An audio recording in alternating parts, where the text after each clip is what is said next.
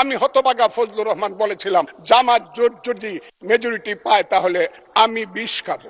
এবং তারা কোনোদিন যুদ্ধে জয়লাভ করতে পারে না, রাজনৈতিক যুদ্ধে, কারণ তাদের পূর্বপুরুষ বাংলাদেশ চায় নাই। আমার বাড়ির সামনে মব হয়েছে আমাকে হত্যা করার জন্য, সেদিন আমি আজকের পুলিশকে ধন্যবাদ দিব, আজকের মিলিটারিকে ধন্যবাদ দিব। 10 মিনিটের মধ্যে আমার বাড়ির সামনে তারা গিয়ে উপস্থিত হয়েছে আমাকে বাঁচানোর জন্য। আজকে যারা আমার ডান দিকে বসে আছে তারা যা করেছে সেটা কল্পনা করার মতো না, যত চক্রান্ত করেছে।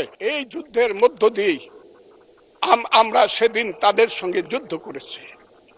আমার বাড়ির সামনে মব হয়েছে আমাকে হত্যা করার জন্য, সেদিন আমি আজকের পুলিশকে ধন্যবাদ দিব, আজকের মিলিটারিকে ধন্যবাদ দিব। 10 মিনিটের মধ্যে আমার বাড়ির সামনে তারা গিয়ে উপস্থিত হয়েছে আমাকে বাঁচানোর জন্য। অনেক চক্রান্তের মধ্য দিয়ে ইলেকশন হয়েছে, সেই ইলেকশনে তারা কি করেছে, আজকে যারা আমার ডান দিকে বসে আছে তারা কি করেছে, একদিন তো আমরা ভাই ছিলাম নাকি? তারা যা করেছে সেটা কল্পনা করার মতো না, যত চক্রান্ত করেছে। সেই চক্রান্তের ভিতর দিয়ে যখন তারা প্রচার করতে শুরু করলো তারা বাংলায় 2/3 মেজরিটি পেয়ে তারা পাস করবে, আমি হতভাগা ফজলুর রহমান বলেছিলাম জামাত জোট যদি মেজরিটি পায় তাহলে আমি বিষ খাবো। এই কথাটা আমি বলেছিলাম, আমি বিষ খাবো। হ্যাঁ, কথাটা সত্য, আমি বলে যাচ্ছি।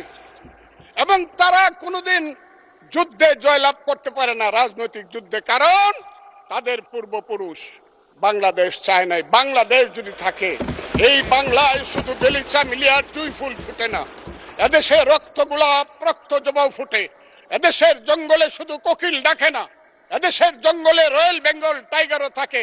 যতদিন রয়্যাল বেঙ্গল টাইগার থাকবে, মুক্তিযোদ্ধা জিতবে, রাজাকার কোনোদিন এদেশে জয় লাভ করতে পারবে না। আমি চ্যালেঞ্জ করে বলে গেলাম।